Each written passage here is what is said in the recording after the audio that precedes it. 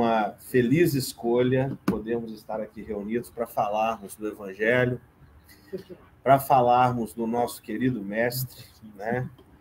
E trazermos, né, alguns aspectos relacionados à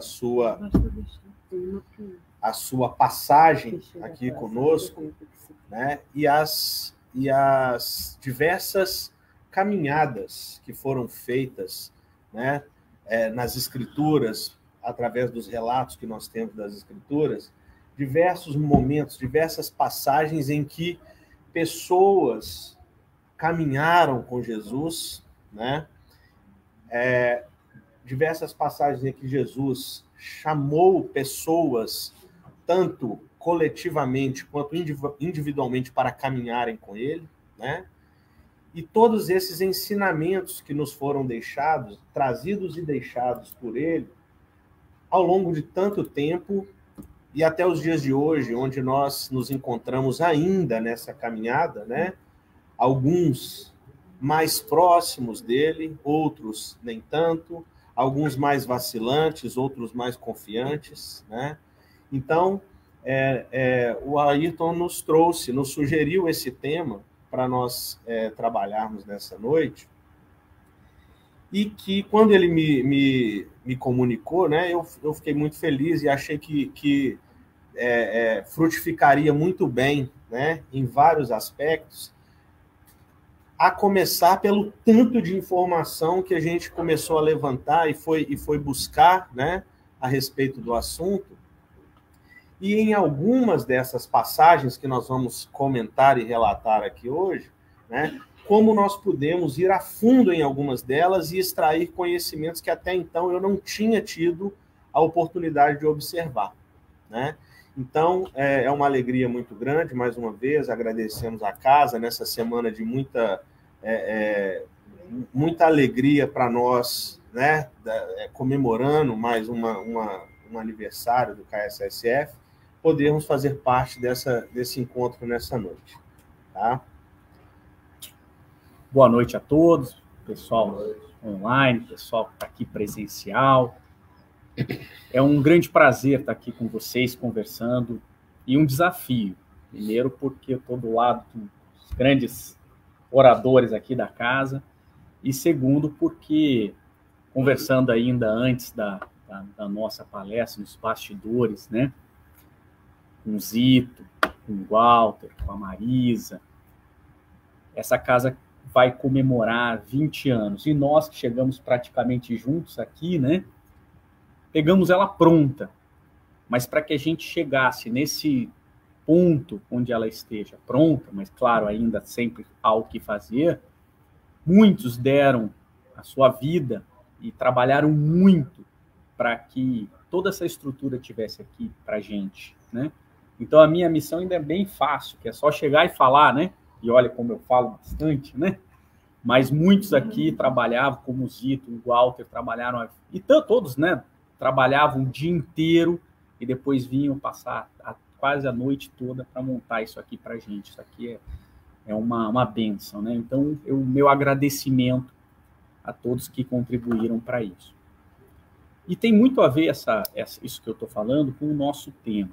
Esse tema me veio à mente quando eu estava assistindo a palestra aqui, e foi comentado algo que é verdadeiro e que a gente comenta muitas vezes, que a evolução ela é um processo individual.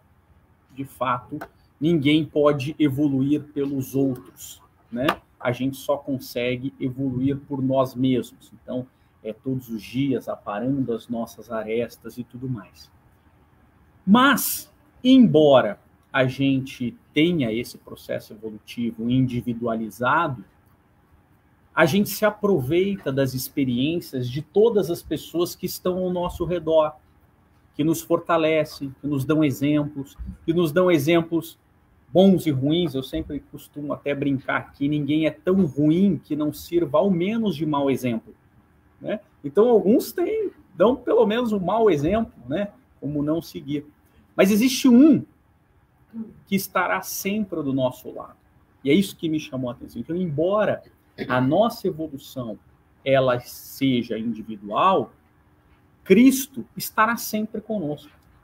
Por isso que a palestra veio com esse nome, Caminhando com Cristo, com Jesus. Porque ele prometeu isso. E aí me veio à mente a primeira passagem, logo nessa, quando eu comecei a pensar sobre isso, que eu trouxe algumas passagens para a gente, eu já vou entrar nas passagens efetivamente, né? De Mateus, capítulo 11, versículo 28 a 30, que diz assim: venham a mim todos os que estão cansados e sobrecarregados, e eu darei descanso a vocês. Tomem sobre vocês o meu jugo e aprendam de mim, pois sou manso e humilde de coração. E vocês encontrarão descanso para suas almas, pois meu jugo é suave e o meu fardo é leve. Isso me chamou muita atenção, primeiro que jugo não é uma palavra que a gente usa no dia a dia, né? E normalmente quando a gente usa essa palavra, ela tem uma conotação, e eu também não estou alheio a algumas interpretações do Evangelho com essa palavra nessa interpretação, que é jugo no sentido de cabresto, de colocar alguém no seu lugar, de colocar uma força sobre aquela pessoa, né? Estou sob o jugo romano, estou sobre a imposição. Tem essa interpretação. Mas não foi exatamente isso, pelo menos no meu entender, e no entender de vários outros religiosos. Essa palavra jugo é aquela madeira que você coloca sobre um animal, sobre dois animais, normalmente 2 bois. E para que serve aquele? Por isso que Jesus falava com metáfora, né? Para que serve aquele jugo? Para 2 coisas. Primeiro, para dividir a carga. Então, quando Jesus fala, vem comigo, que o meu fardo é leve, ele não está prometendo que vai ser tranquilo. Não está prometendo que basta você virar cristão, que a nossa vida será um mar de rosas. Não é isso que ele promete. Ele promete que mesmo diante dos sofrimentos, ele estará conosco. Ele promete que mesmo diante do sofrimento, esse sofrimento ele tem uma causa, que a chave do Espiritismo vem nos clarificar. Mas ele também promete, quando ele fala em jugo, que ele estará do nosso lado, porque o jugo, além de dividir a carga, faz com que o animal ande no mesmo ritmo.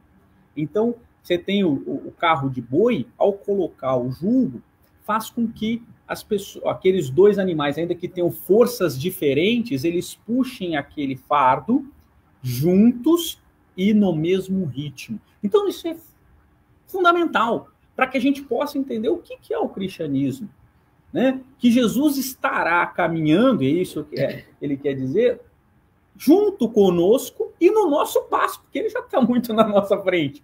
Ele poderia ir muito na nossa frente, mas ele promete estar conosco, dividindo o fardo e no mesmo ritmo. Não é fantástico isso? Essa foi a primeira. E quando ele fala aí, né, na passagem que você leu sobre a humildade dele, eu sou humilde, né?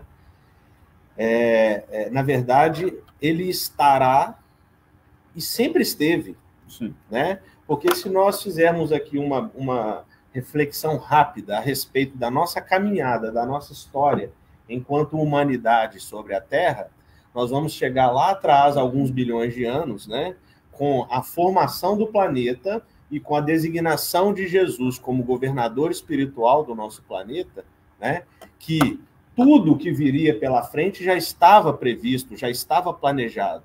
E nós, como criaturas divinas, nós seríamos colocados aqui para progredirmos, para evoluirmos, né? E todo esse suporte de Jesus, já sabendo de tudo, né, estaria disponível para todos nós. Então, essa humildade, né, de um espírito tão adiantado, de um Cristo, que se coloca à disposição de nos governar, de se responsabilizar por nós, ao longo de uma caminhada extensa, né, que já tem aí um longo período e que ainda tem muita coisa a ser complementada, né, nos próximos séculos e milênios, né, tem a ver com essa humildade. Então, enquanto esse governador espiritual do nosso planeta, né, eles já seguem Jesus e os seus tarefeiros diretos, os prepostos diretos dele, né, já seguem nos dando esse suporte e nos oferecendo esse compartilhamento da carga ao longo dessa caminhada, né? Então, eu fiz uma série de anotações aqui a respeito, né?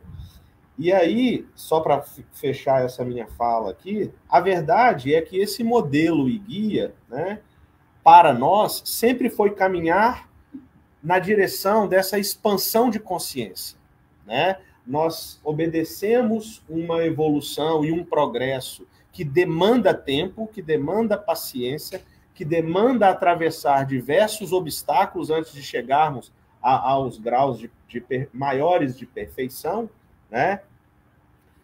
Enquanto vamos expandindo a consciência, nos desprendendo dos elementos mais materiais, mais ligados à carne em que nos encontramos hoje, né?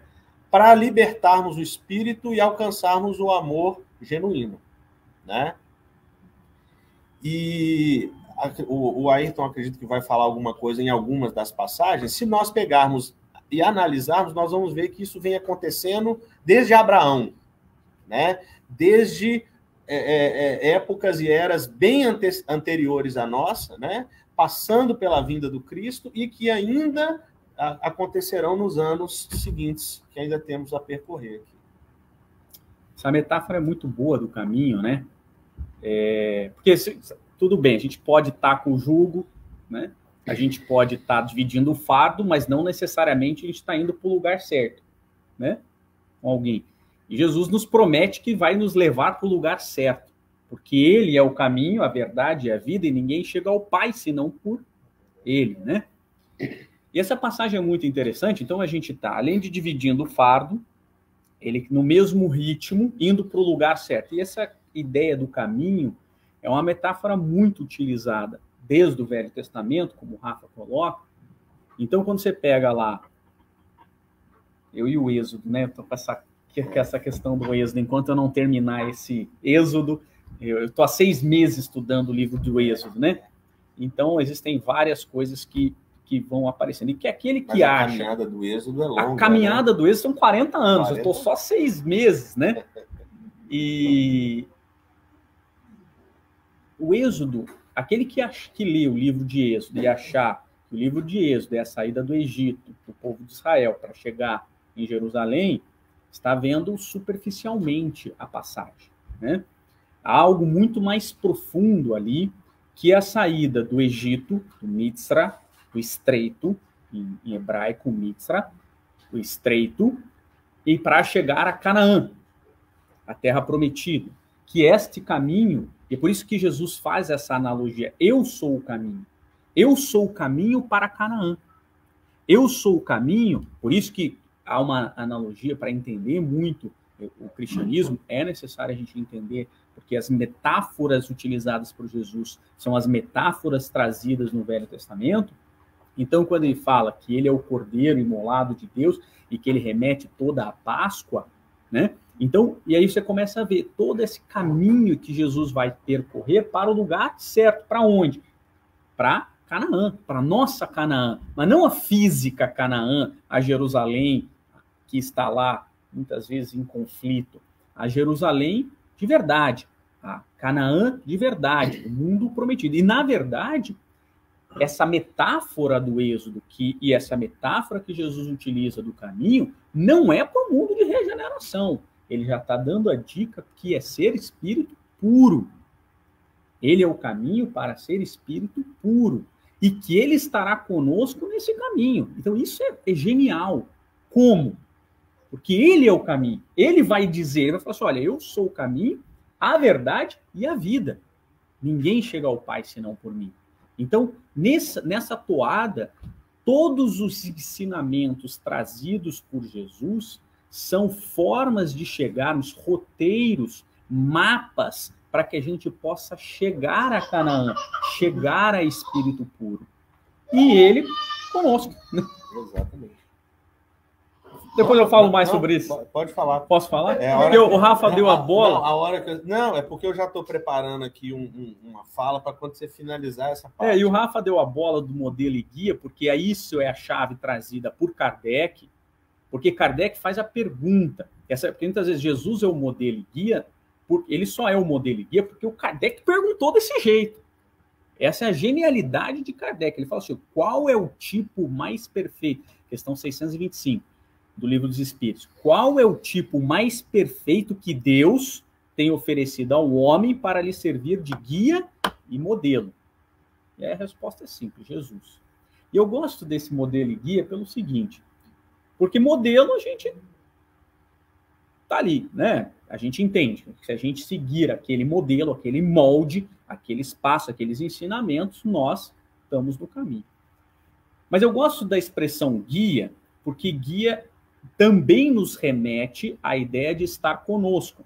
Quer ver só? Pessoal, vamos fazer uma expedição. Eu vou convidar todos vocês para que a gente vá agora para Jerusalém. E eu vou ser o guia de vocês em Jerusalém. Vamos? Beleza.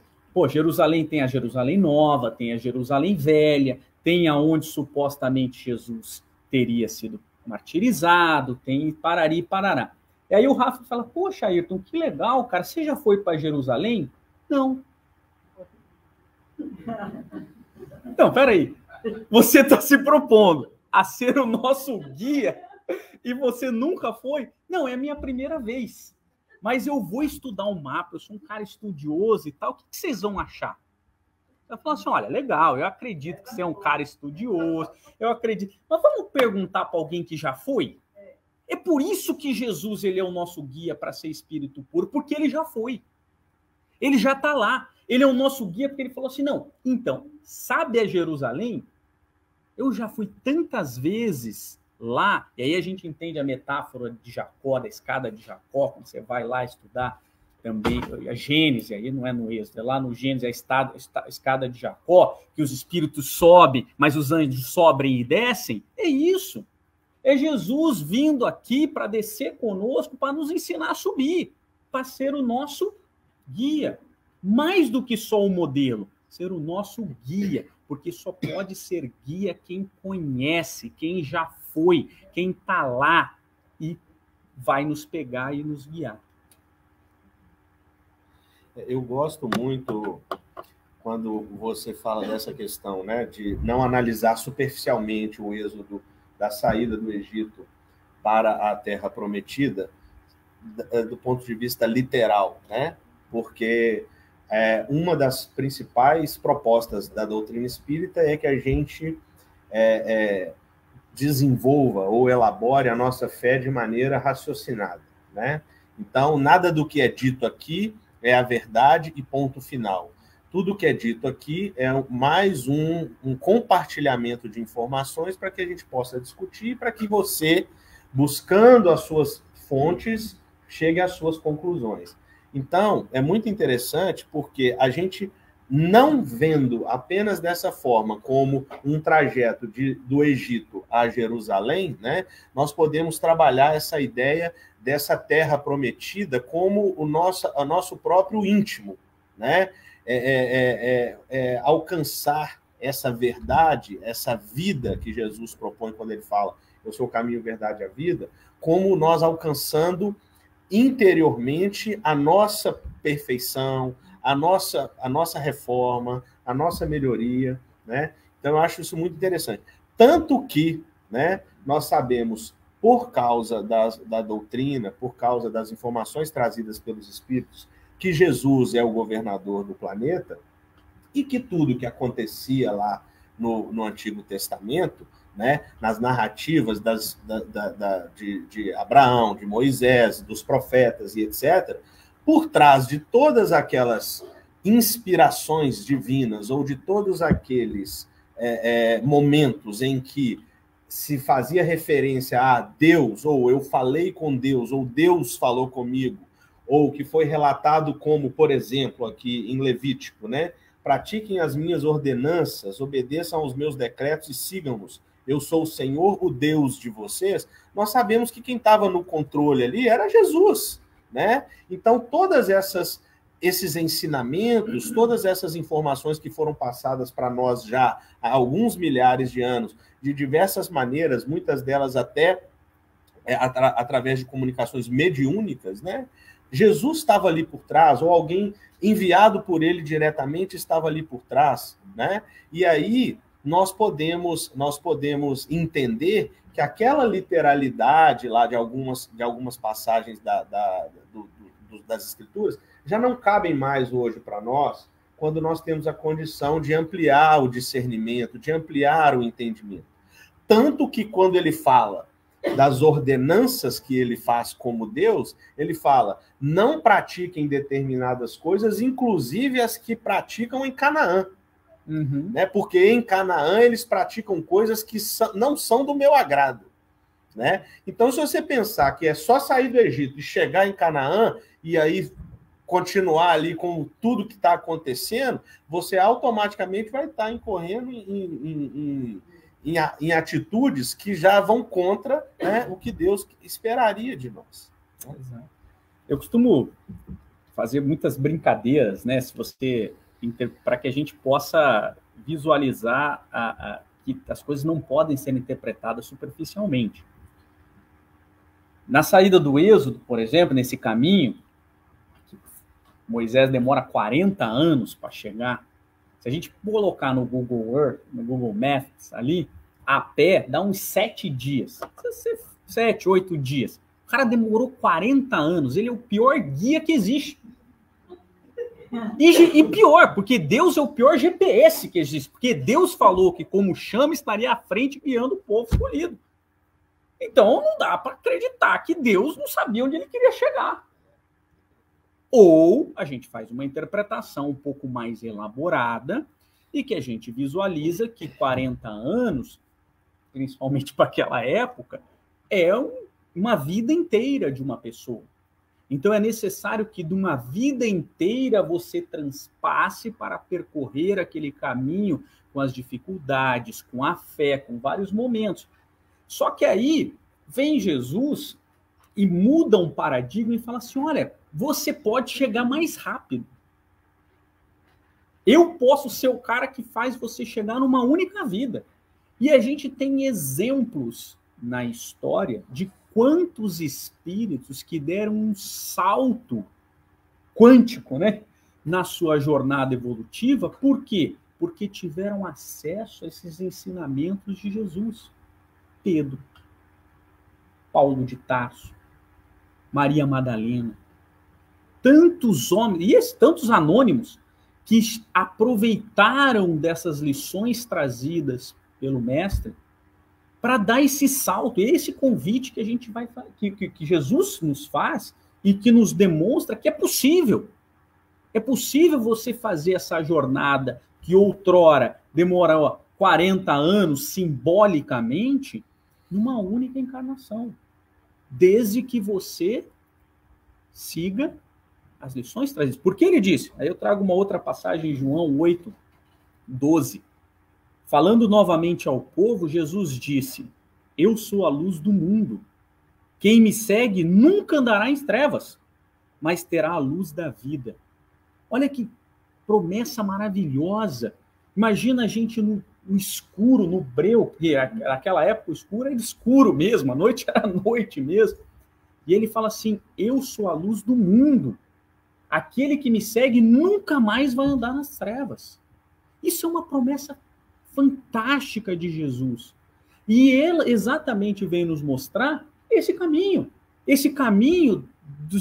da saída do Egito, do estreito, do Mitzra, que é estreito em hebreu, do materialismo, da matéria, para Canaã, para a terra prometida, para a felicidade real.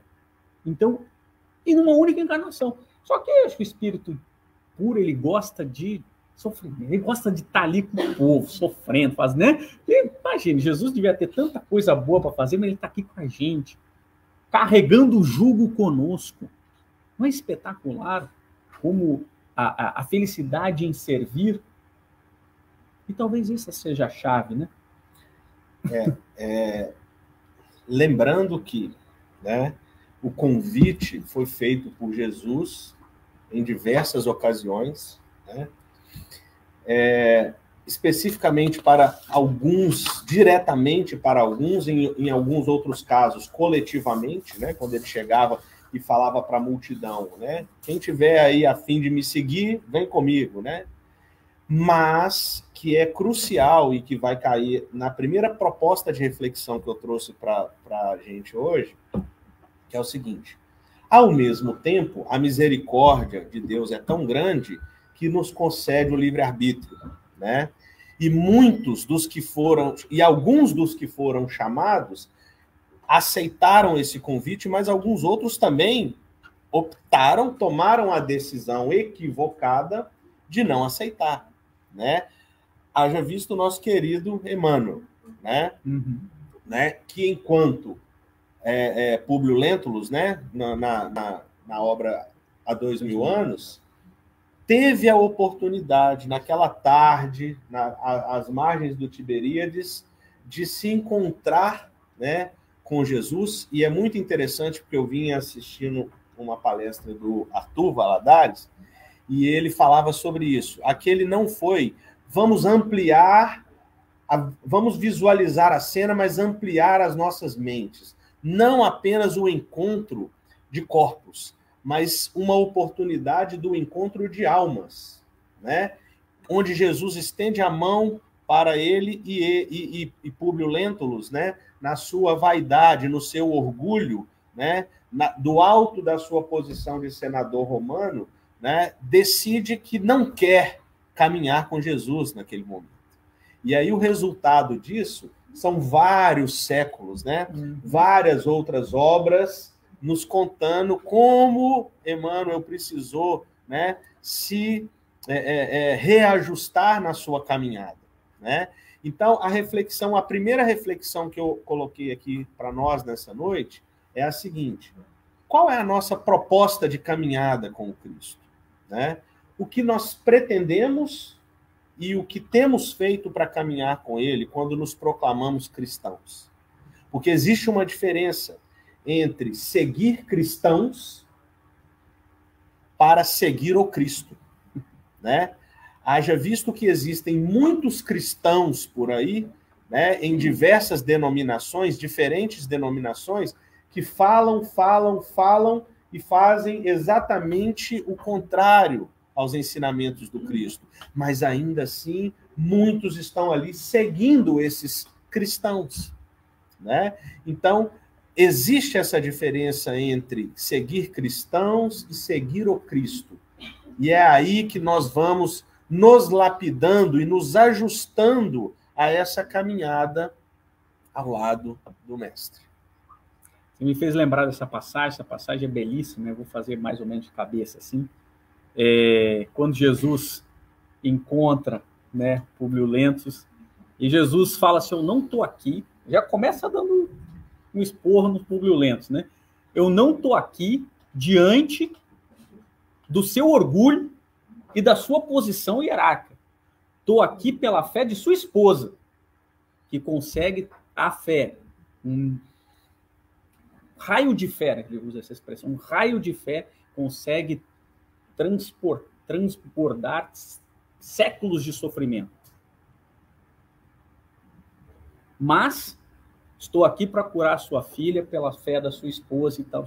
Aí ele continua falando com ele, fala assim: o seu orgulho ainda vai levar milênios, milênios de sofrimento para ser lapidado. Mas cabe a ti. Segue-me agora ou daqui a 1000 anos. Esse é o livre-arbítrio. Esse é o livre-arbítrio que Jesus coloca. Fiz assim, mais ou menos de cabeça, não é exatamente isso. É isso. Mas, e aí me fez lembrar de uma segunda passagem que eu gosto muito de Paulo de Tarso. Paulo de Tarso, caminhando ali, fazendo as suas primeiras pregações com João Marcos, João, o evangelista, né?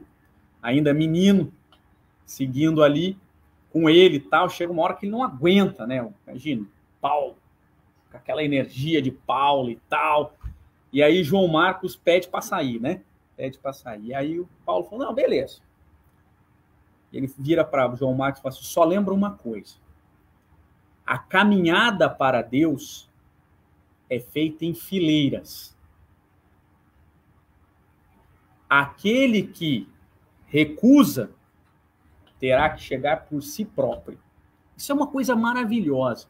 Então, a caminhada para Deus é feita em fileiras. Eu fico imaginando assim, a gente escalando uma montanha, um ligado numa corda, no outro. Então, por mais que todo mundo tenha que subir sozinho, um está ali para dar o apoio, para dar o rumo, o da frente dá o rumo para o de trás, mas o de trás dá um incentivo para que o outro vá subindo e tal. Isso é a caminhada para Deus, é feita em fileiras. Um vai ajudando o outro.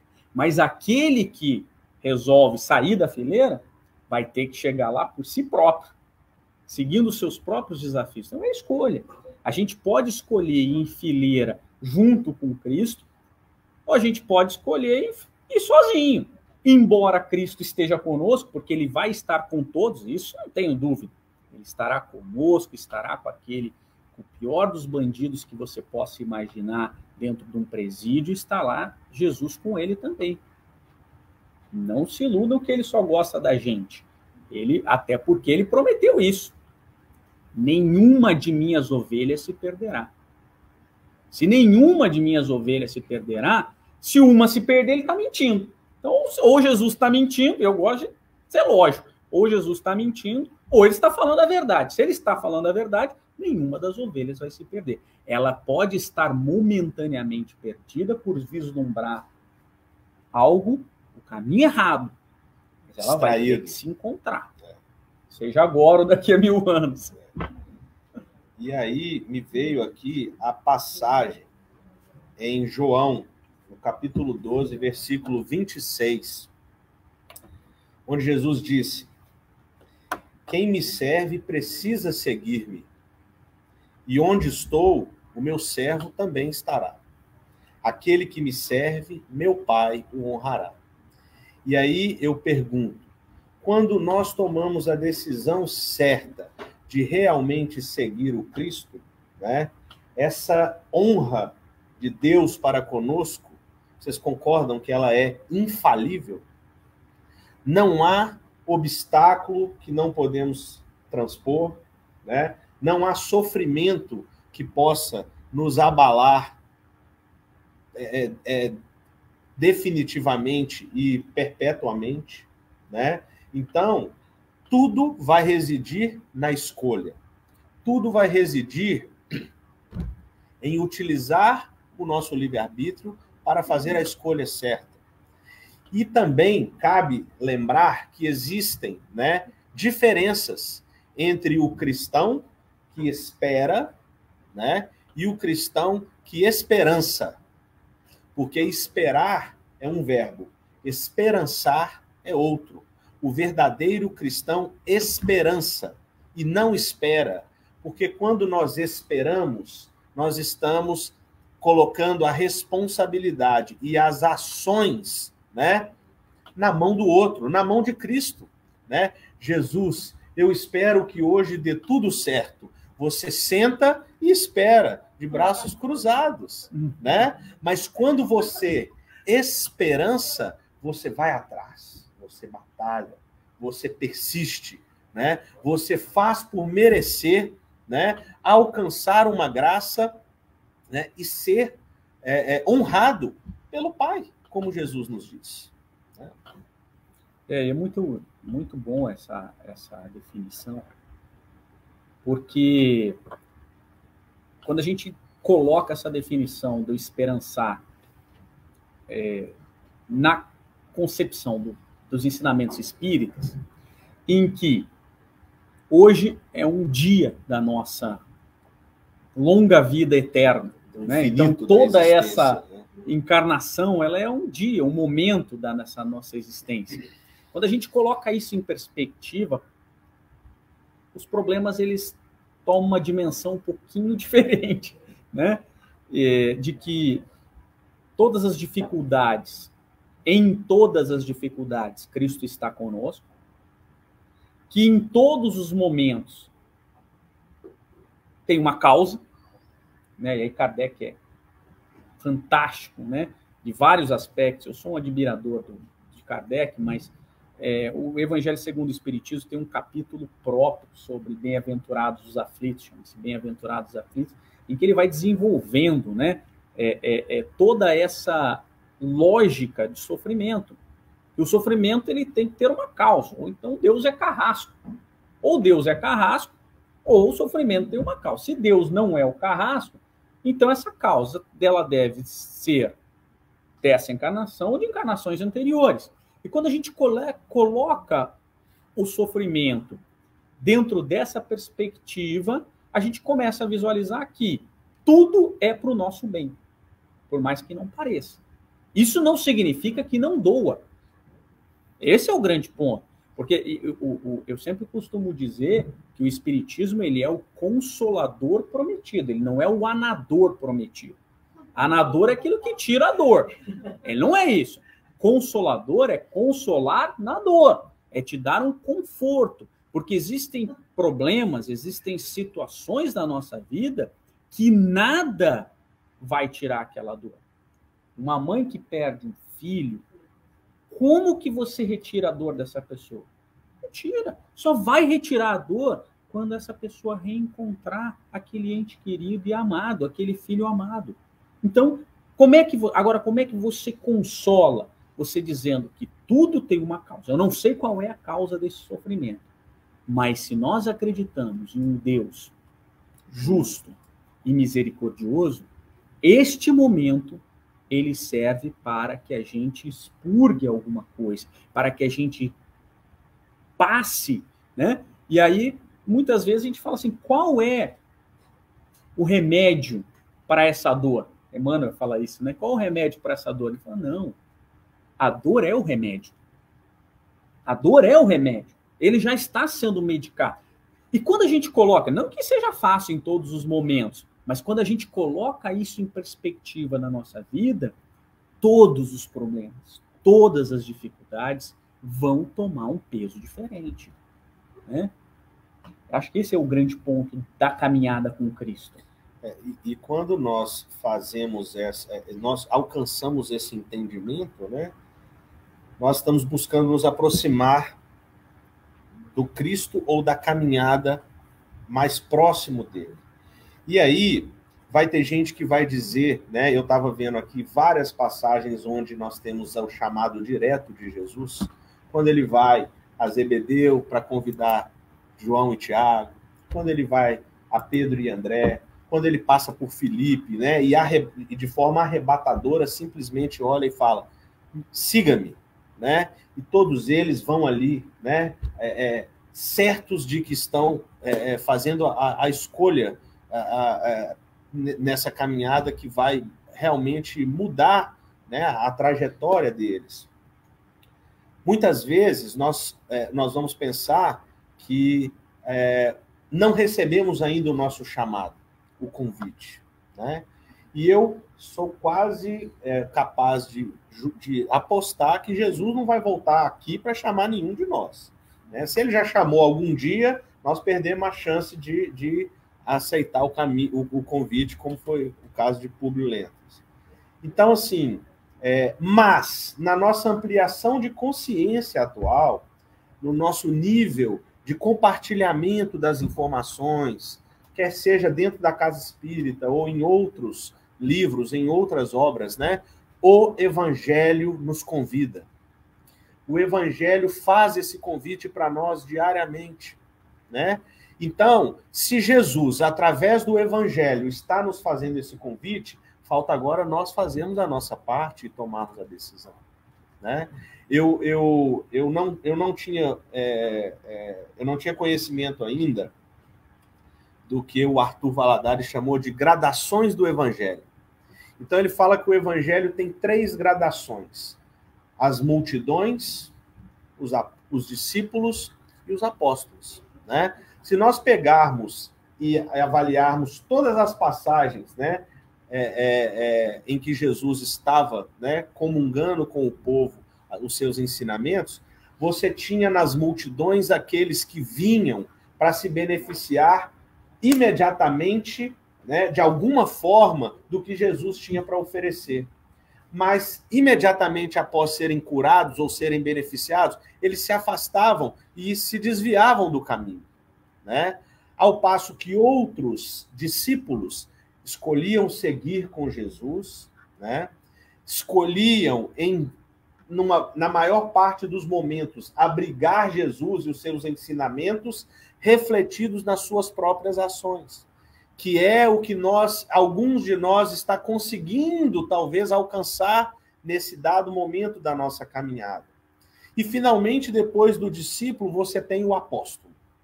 O apóstolo é aquele que convida Jesus para morar dentro da sua casa, né? E que, a partir dali, como Paulo nos ensinou, né? O Cristo passa a viver dentro de nós, né? Então, nós já passamos pelas multidões, né? Hoje, nós já temos todos os ingredientes, todos os elementos para nos tornarmos discípulos e nos aproximarmos mais do Cristo, que entra nesse momento em nós, a partir do momento que ele vai sair de nós, quando formos verdadeiros apóstolos. Porque aí, através da nossa prática, do nosso exemplo, da exemplificação dos ensinamentos de Jesus, muito mais do que vir aqui e falar de Jesus, dar o exemplo de Jesus vai trazer muito mais gente para esse caminho, né? Para essa proximidade. E eu estou falando tudo isso porque daqui a pouco nós vamos entrar numa das caminhadas mais clássicas do Novo Testamento, que é a caminhada de Emaús, né? Então eu separei algumas coisas aqui para falar sobre a caminhada de Emaús, daqui a pouco a gente vai entrar, mas tem conclusões belíssimas que eu tirei para esse estudo que eu ainda não tinha conseguido enxergar. A gente combina muito pouco, né? As coisas que a gente fala, né? E o Rafa vai falando as coisas, minha cabeça vai borbulhando aqui, né? E aí Kardec depois, seguindo essa mesma toada, e não é à toa que lá em Obras Póstumas, Zéfiro chama Kardec de companheiro de antanho, que há muito tempo estamos nessa senda do cristianismo, continua na tua jornada, está lá na passagem que fala sobre o Evangelho segundo o Espiritismo, quando ele estava lá em Santa Adresse, escrevendo o Evangelho segundo o Espiritismo, né? Que na época chamava Imitação do Evangelho, então você vai encontrar lá em Obras Póstumas escrito Imitação do Evangelho. E aí ele fala assim, continua nessa obra que o mestre, a quem eu tanto amo, e ele te ama de uma forma tão peculiar, né? Então Zéfiro fala que o mestre, Jesus, amava Kardec de uma forma tão peculiar, porque Kardec conseguia trazer todas essas definições para a realidade, ele trouxe. Se a gente pega o Livro dos Médiuns, ele coloca o verdadeiro espírito, o espírito imperfeito, né? Aquele que olha todas essas lições do espiritismo, acha interessante, mas aquilo não lhe toca, né? É a multidão que ia lá em busca da cura, ia lá em busca daquele momento e depois que obtinha aquilo, seguia o seu rumo. Como se a cura fosse algo fantástico, né? Porque, na realidade, todos que foram... Vou contar um segredo para vocês, bíblico. Todos que foram curados por Jesus morreram. Quer dizer, mesmo sendo curado por Jesus, você vai morrer. E não adiantou nada. Quer dizer, então, se ele foi em busca de Jesus para ser curado, ele ia morrer do mesmo jeito, né? Aliás, isso é fantástico, né? Que minha cabeça fica assim, borbulhando coisas assim. Eu me lembrei de Sócrates, quando Xantipa, esposa de Sócrates, foi dar a sentença de Sócrates. Ela falou assim, Sócrates, os juízes te condenaram à morte. Aí Sócrates vira para Xantipa e fala, ora, não estamos todos condenados? É uma questão de tempo. É só uma questão de tempo. E o fato é que esses também são os espíritos imperfeitos, a multidão que vem em busca de determinada situação, quando obtém aquilo, vai embora, porque o espiritismo não lhe toca. O espírita puro, aquele espírita perfeito, o espírita que vem, que é tocado por esses ensinamentos e que olha esse caminho como algo a ser alcançado, né? Mais do que eventualmente a cura, mas a cura da alma, essa transformação moral que o cristianismo nos propõe. Mas o Kardec faz uma outra categoria, que é o que eu combato mais, que são os espíritas exaltados, né? Eu gosto muito desses. É aqueles que acreditam em tudo. Aí Kardec fala, esse é o pior dos espíritas, porque esses não põem sob o crivo da razão nada, e qualquer coisa que é dito ou falado pelos espíritos, acham que aquilo é verdade absoluta. Esse é o pior dos espíritos. Porque nós, e esse é o grande convite que o Espiritismo nos faz, é olhar o cristianismo sob os olhos da razão, sob os olhos da lógica, né? Essa caminhada tem uma razão. Então, a gente tem que se atentar a esse, que tipo de espíritas somos hoje, que tipo de cristãos somos hoje. Né? Exatamente. Vamos para o caminho de Emaú? Vamos, porque o tempo... O tempo, a minha lista aqui está muito pessoal, curta. O tempo a minha ruge. lista está muito grande para o tempo que a gente ainda tem. Mas eu não podia deixar de trazer, né, a passagem da Estrada de Emaús pelo seguinte, porque, para quem não se lembra, né, é uma passagem no dia seguinte à crucificação, depois que Jesus já ressuscitou, e estão no caminho de volta de Jerusalém para Emaús, né, Cleófas e Maria de Cleófas, né, que estava ao pé da cruz quando Jesus foi crucificado junto de Maria de Nazaré e é irmã de Maria. Tá? Então eles estão voltando cabisbaixos, decepcionados, desesperançosos, porque o Messias, né, a esperança daquele Cristo que vinha e que em algum momento salvaria realmente, né, a nação hebraica ali, mesmo que no fio da espada, né, foi acusado, foi julgado, foi crucificado e ficou em silêncio, né, durante todo aquele processo. Então eles estão voltando, e é a hora que aquele peregrino, segundo, né, a narrativa de Lucas, ele se aproxima de Cleófas e de Maria, e começa a conversar com eles, e aí ele pergunta, por que vocês estão tão assim, preocupados, atordoados, né? E aí eles falam, quem é você? Você é um peregrino que não sabe das coisas que estão acontecendo? Eles acabaram de crucificar o nosso Messias, né? Jesus foi crucificado. E aí Jesus ali, né? O peregrino está caminhando com eles e começa a falar de algumas coisas das Escrituras, fala de Moisés, fala dos profetas, e aí ele fala, mas Jesus, né, não devia o Cristo sofrer estas coisas para entrar na sua glória? E começando por Moisés e todos os profetas, explicou-lhes o que constava a respeito dele em todas as Escrituras. E aí a noite vai se aproximando, o dia vai findando, e aí os dois vão se abrigar, né, se albergar na hospedaria, e convidam Jesus e falam para ele, né, para o forasteiro, o dia já tá acabando, vai escurecer, e você não entra e fica conosco essa noite? E a hora que eles se sentam à mesa e Jesus pega e reparte o pão, os olhos deles, então, passam a enxergar e veem que aquele que estava ali o tempo inteiro com eles era Jesus. Mas no momento em que eles veem Jesus, desaparece, né? Então, a reflexão em cima disso, né, é muito rica. Ela vai muito mais além do que simplesmente a gente tentar enxergar aquela narrativa. Mas todos nós, em diversos momentos da nossa vida, né, passamos pela estrada de Emaús. Quando nós caímos na desesperança, por qualquer razão que fosse, e começamos a nossa caminhada, saindo de Jerusalém, de volta para casa, dando as costas para o Cristo, dando as costas para o Salvador, né? E muitas vezes, nessa caminhada, nós nos esquecemos que, como falamos no início, desde os primórdios, Jesus sempre esteve e sempre vai estar lá conosco. Só que nós conservamos os nossos olhos vendados. Nós não temos o esclarecimento, nós não temos a facilidade de abrir os olhos e enxergar que ele está ali conosco, né? Então, muitas vezes, nós passamos por isso na nossa vida, vamos passar ainda por isso nas nossas vidas.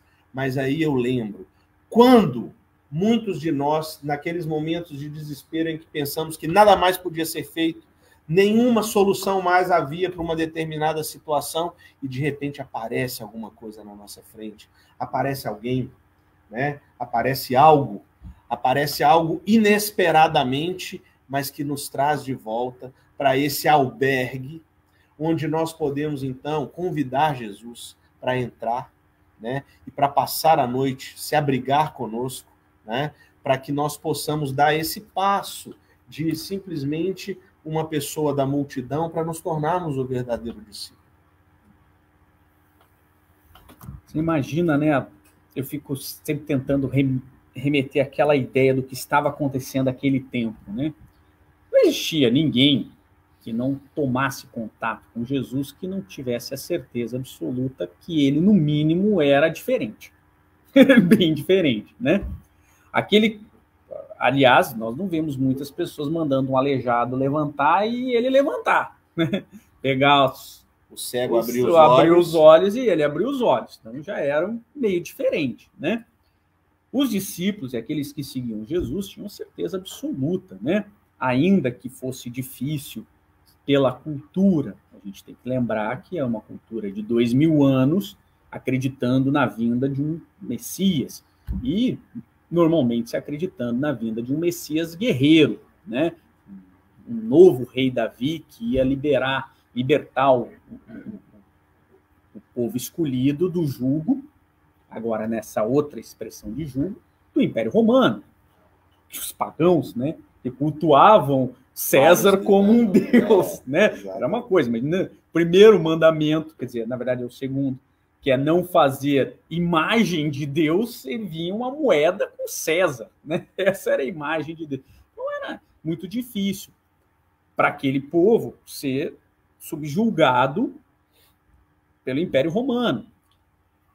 Mas aqueles que tiveram contato com Jesus, era impossível não acreditar que ele era o Messias. Até mesmo os romanos que tiveram contato com ele ficaram meio, né, abalados com o que Jesus falou. O próprio governador da Palestina, que lavou as mãos, né, não quis crucificar. Eu não, vocês querem crucificar. E olha que ele era um traste. Leiam a obra há 2000 anos atrás, né? E que, de fato, ele não era flor que se cheire. Mas nem ele quis crucificar Jesus. Ele falou assim, não, essa não vai ser comigo. Se quiser, crucifica, resolvam vocês. Né? Então, veja que era muito difícil não acreditar que ele era o Messias. E a hora que ele é crucificado, ele é imolado, se perde a esperança. E é isso que o Rafa coloca. Quantas vezes nós estamos diante de nossas dificuldades e nós perdemos essa esperança. E aí tem um simbolismo fantástico. Para quem assistiu a palestra sobre a Páscoa, eu já falei sobre isso, mas vale a pena a gente retomar, do porquê que isso, inclusive, acontece na Páscoa. Que é exatamente o convite que nos é feito. Nós, enquanto cristãos, o convite da Páscoa é a parte de coelhos e ovos de chocolate que nada significam, é naquele momento em que nós estivermos com saudades do Mestre, naquele momento que nós estivermos com aquela dor, aquela desesperança, Cristo nos convida à Páscoa, a celebrar em nome dele. E não precisa ser no dia de Páscoa, porque o dia de Páscoa eu já disse que isso nem é o dia de Páscoa, né? Então, pelo calendário, nem é aquilo ali. Então, o dia de Páscoa é simbólico, né? Por isso que a Páscoa acontece todo ano num dia, né? Porque ele acontece na segunda lua cheia, depois da solstício de primavera. Bom, mas aí, cada vez, então, não foi naquele dia que Jesus foi crucificado, porque isso é um simbólico. O símbolo é naquele dia em que nós estivermos sem esperança, naquele dia que nós estivermos com saudades do Mestre, naquele dia que nós estivermos afastados do Evangelho. Para tudo. Celebra a Páscoa. Convida a família. Convida as pessoas que você ama para que Jesus entre na sua casa. E naquele dia, Jesus estará conosco. Esse é o símbolo da Páscoa. Esse é o símbolo da grande libertação que o Cristo é mensageiro. Então, esse é o grande ponto. Eu vou para minhas conclusões, e você faz as tuas, né? Porque a gente fala tanto do... E aí, senão nós vamos dizer que a gente fala muito, né? Porque é quase uma injustiça. Bom, a gente falou que Jesus é o caminho, a verdade e a vida. A gente fala, tá, mas e qual é o caminho? Né? O que eu tenho que fazer, então? Né? Eu gosto de uma coisa meio prática, uma visão de professor. Qual é o verdadeiro caminho?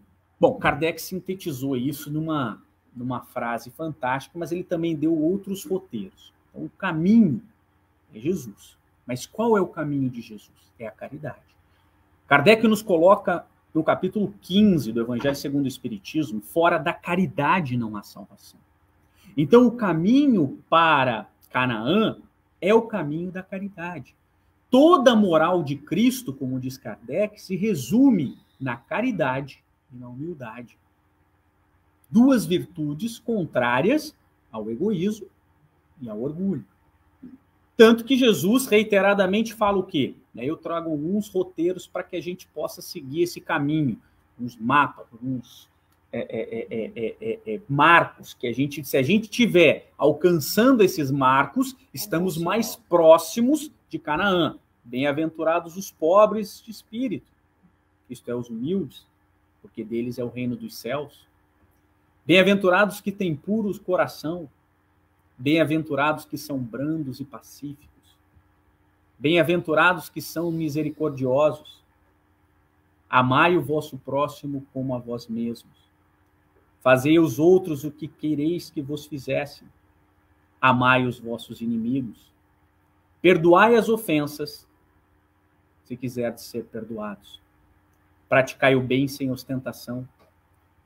Julgai-vos a vós mesmos antes de julgar os outros.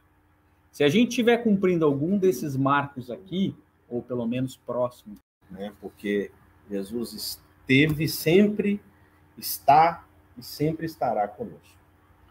E aí eu peço licença para rapidamente fazer a leitura do capítulo 95, a mensagem 95 de Caminho, Verdade e Vida, onde Emmanuel vai nos trazer exatamente um comentário a respeito da passagem da estrada de Emaús, né? Então, a mensagem se chama O Amigo Oculto.